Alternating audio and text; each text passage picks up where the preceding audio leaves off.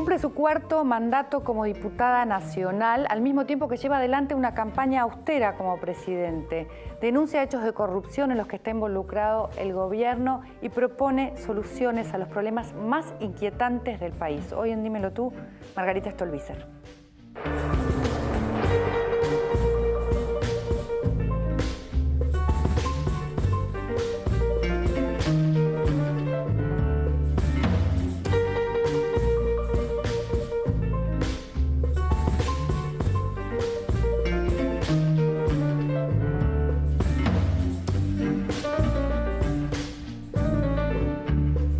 Bienvenida Margarita Stolbizer, candidata a presidente por Progresistas, es ahora el bloque, ¿no? Progresistas, así es. Gracias por la invitación. Siempre un gusto estar acá y ahora como candidata a presidenta, ¿eh? Hacía tiempo que no venía en esta condición. Hay que estar un poco loco para querer ser presidente de la Argentina. Margarita, ¿por qué decidiste lanzarte?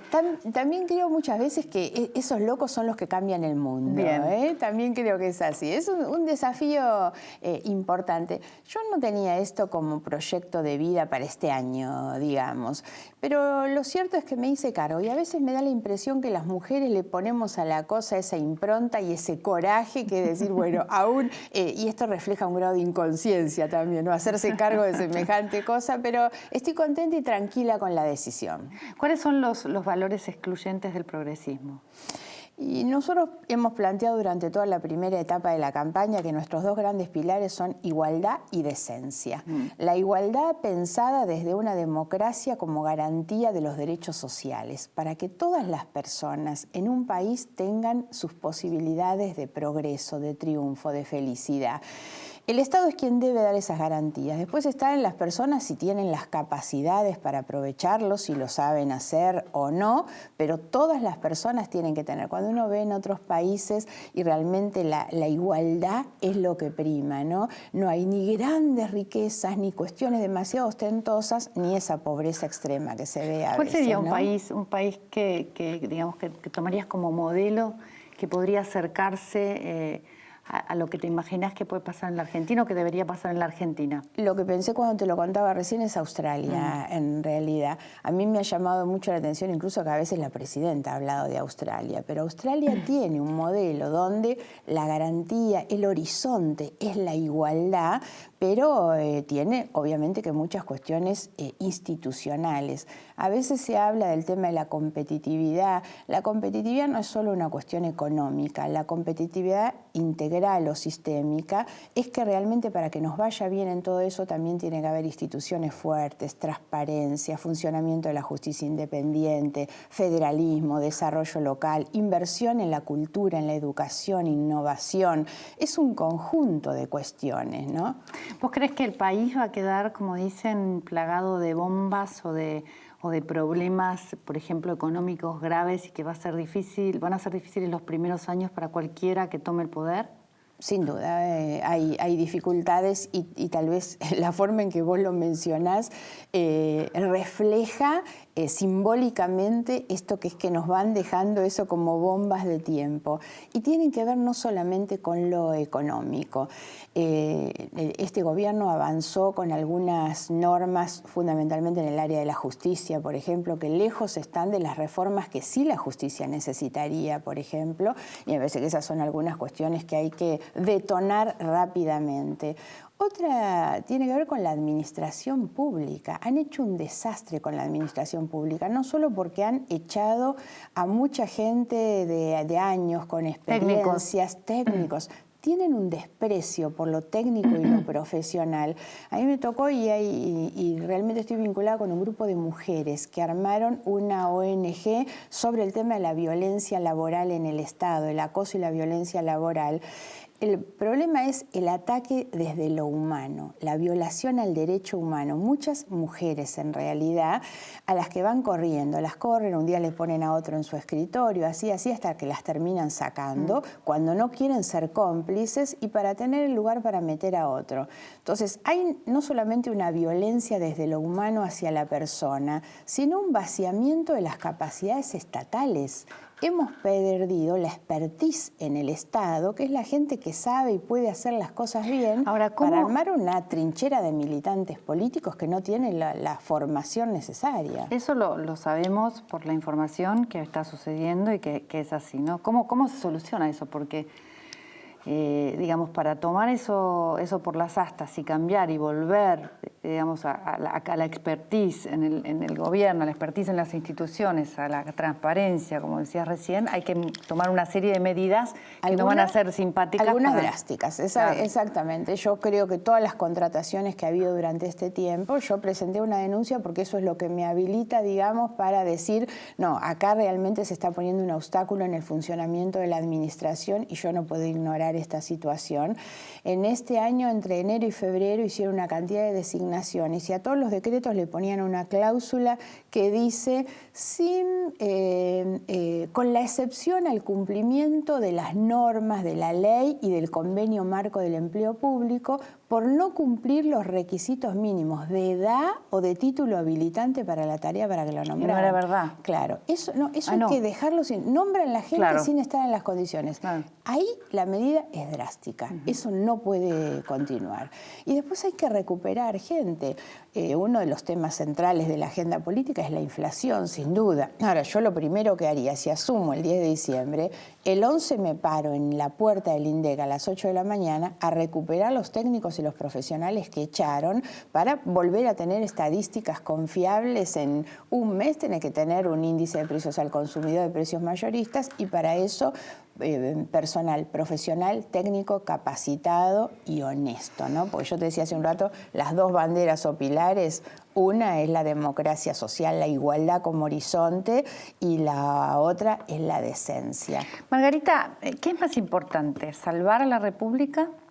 Como dice Carrió, como dice Sanz, que digamos que es importante la unión de los candidatos para poder contrarrestar, digamos, a una vuelta, a algo parecido que tenga que ver con el gobierno kirchnerista, o seguir defendiendo las ideas y la propia visión del mundo. No tienen que ser incompatibles. Yo tengo una idea y una voluntad de cooperación y de unidad. Ahora no puedo hacerlo renunciando a mis ideas. Hace pocos días hicimos una conferencia de prensa con motivo del escándalo en Tucumán. Iba a hablarte de eso. Claro.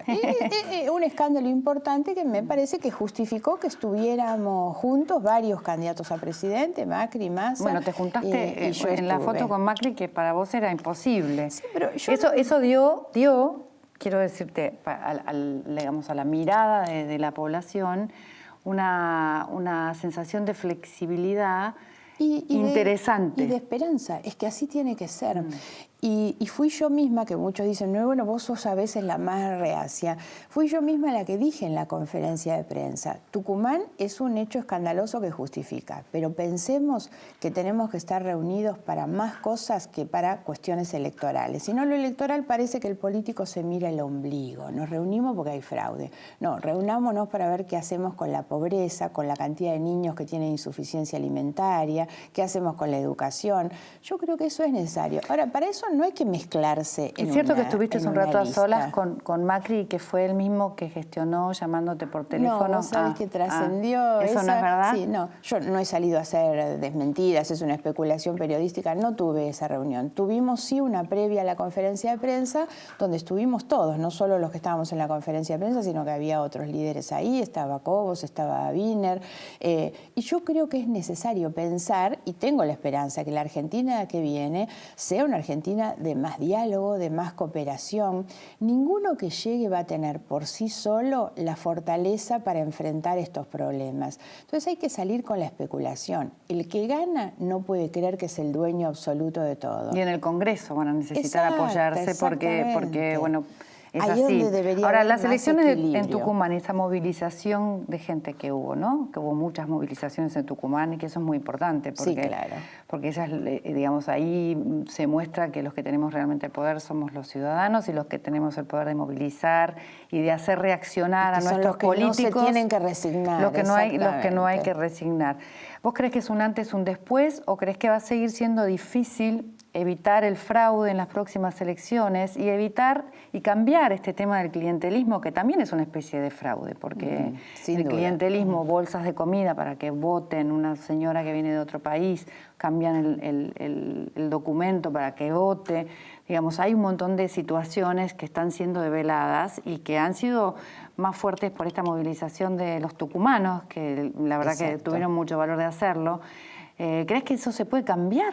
Sin duda. ¿Antes del 25 de octubre?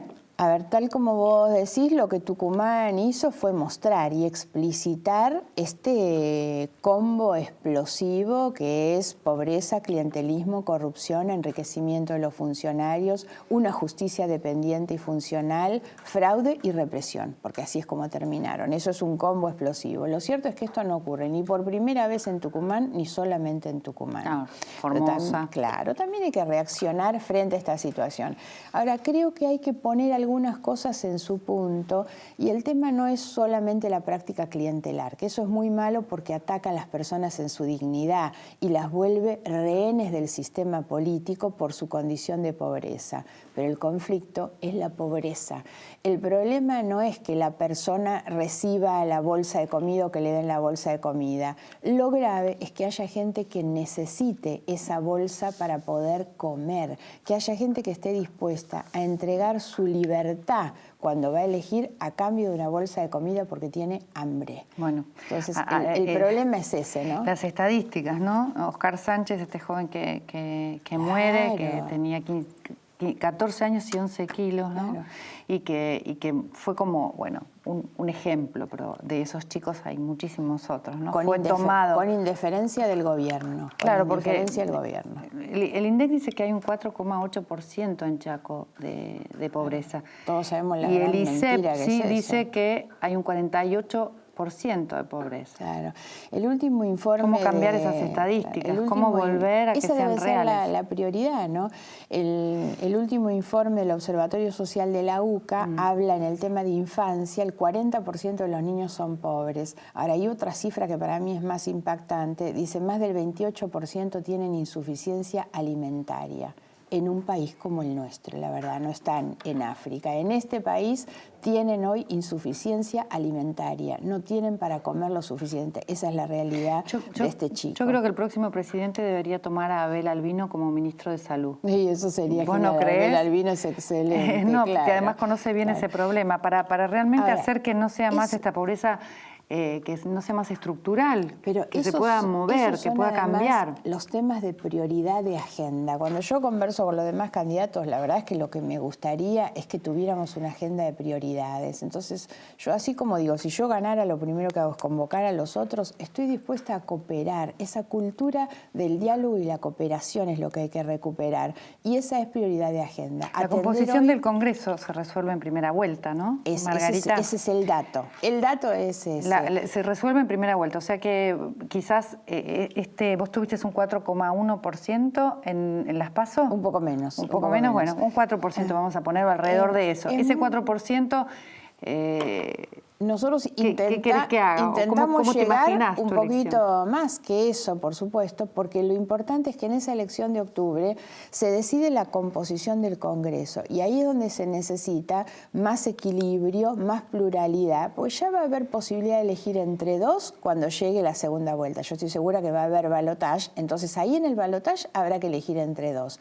Ahora se debe elegir una composición donde lo bueno es que nadie tenga mayorías absolutas. Venimos de una experiencia de años de mayorías absolutas que no han sido buenas. No es bueno entregarle todo el poder a uno o a otro, no es bueno votar enojado, hay que votar positivamente a favor de las ideas en realidad y que en el Congreso nuestro espacio, que es el de progresistas, tenga una expresión, es una garantía para el ciudadano, que nosotros vamos a ir ahí a defender estas cuestiones vinculadas con la igualdad y la decencia, vamos a ir a defender una agenda con prioridades que ponen a la gente como el sujeto principal de la política. Igual, ojo, porque muchos progresistas en estos años de kirchnerismo le votaron muchas leyes que ideológicamente estaban de acuerdo con el progresismo, pero que por otro lado tenían encubiertas un montón de cláusulas que a la práctica no lo serían, ¿no? Pero es que ese es el problema también, claro. digamos que también hay que trabajar bien para saber cuál es el contexto de nosotros cada ley, en qué momento y quién la va a aplicar. Totalmente, nosotros tenemos la tranquilidad que no hemos votado nada de todo eso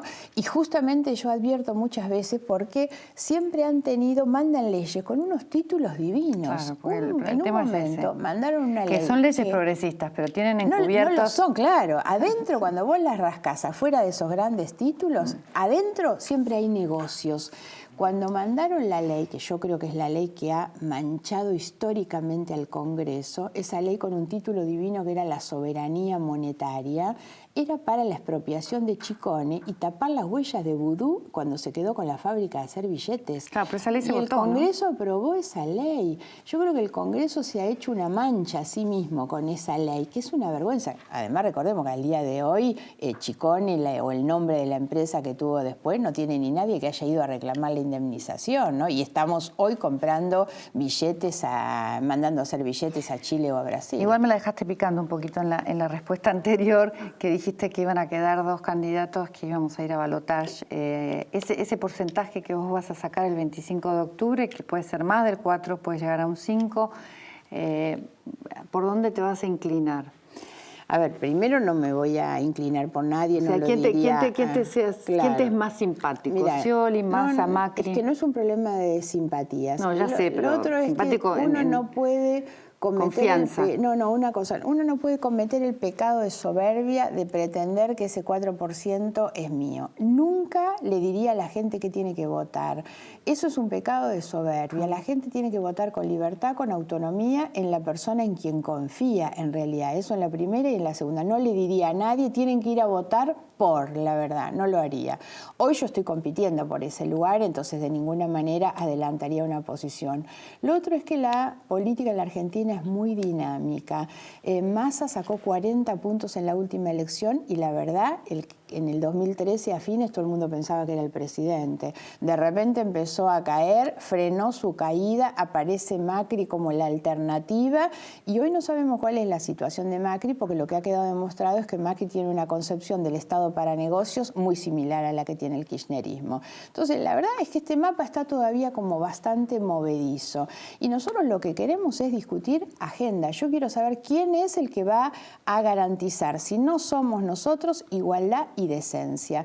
Hoy los candidatos no hablan de la corrupción, no hablan de la decencia, no Massa habla de la corrupción. pobreza. ¿Vos crees que le tiene asco a la corrupción? En realidad Massa habla siempre de la corrupción de acá para adelante. De acá para atrás no habla demasiado porque no puede. Él formó parte de este gobierno.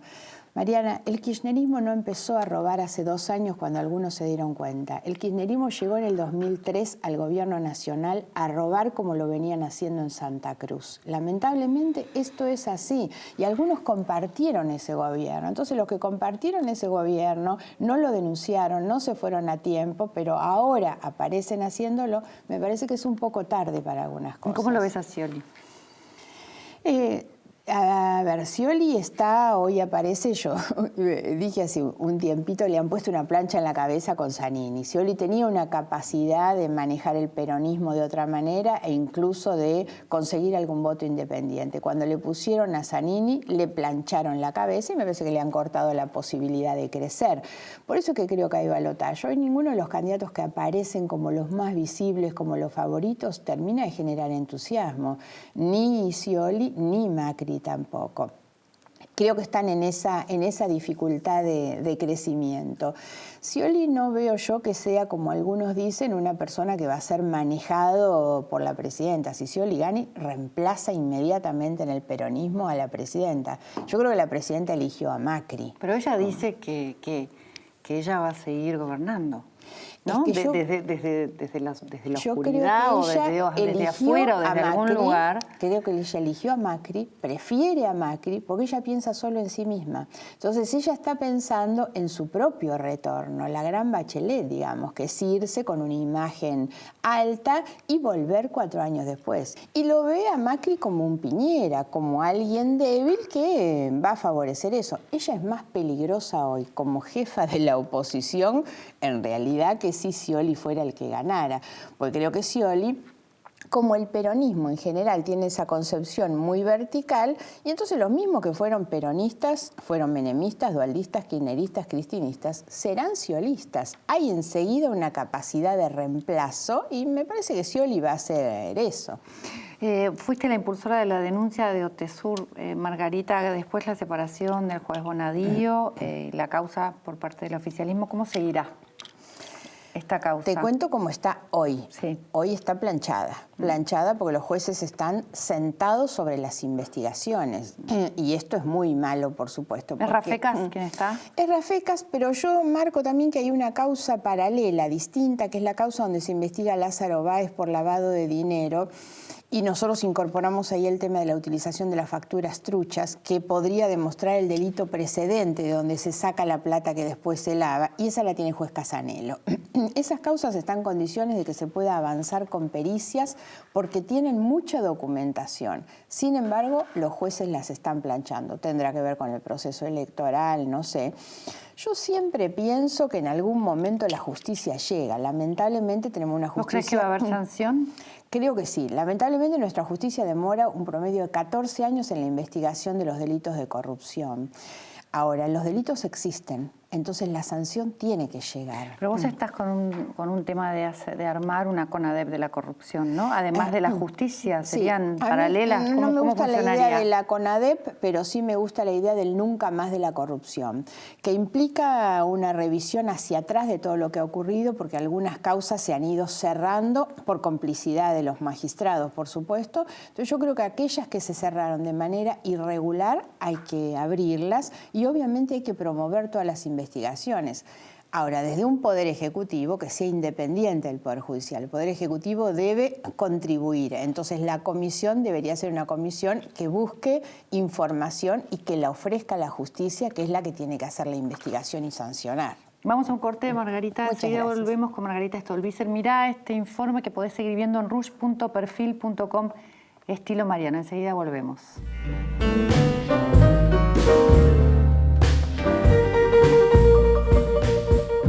Presenta Santander Rio Select, una nueva forma de relacionarse con su banco.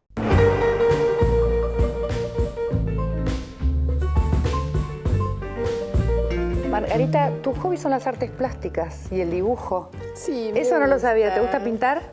Pinto. Vos sabés que además soy fanática de Frida Kahlo. Ay, admiro a Frida Kahlo, yo también la amo. Su belleza, su historia, su dolor, su pintura. Diego Rivera también me encanta. Entonces hago muchos retratos de Frida Kahlo. Yo tomo de sus fotografías y la dibujo a ella o la pinto, entre otras cosas, también. Eso es como un rato de descanso de tanta política. Pero ojo, nada en campaña electoral. No, eso, nada, ahora no puedes hacer nada. Bueno, eso es de vacaciones, de feriados. Estaría bueno ver algo tuyo, ¿eh? Bueno, alguna vez traigo, te mando, claro que sí. Este es un momento selecto en el que yo te digo cómo te veo.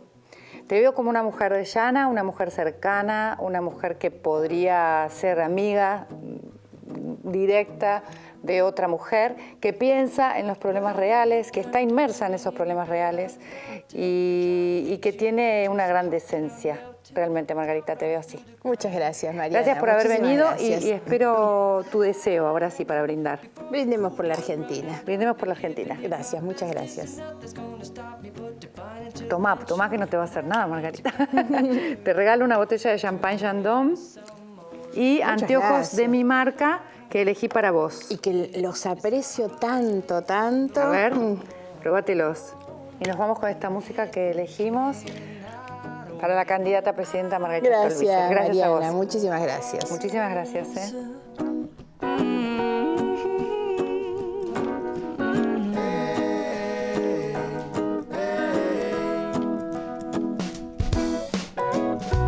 Well, open up your mind and see like me. Open up your plans and damn, you're free. I look into your heart and you'll find love, love, love, and love. Listen to the music of the moment, people dance and sing. We're just one big family, and it's our God-forsaken right to be loved.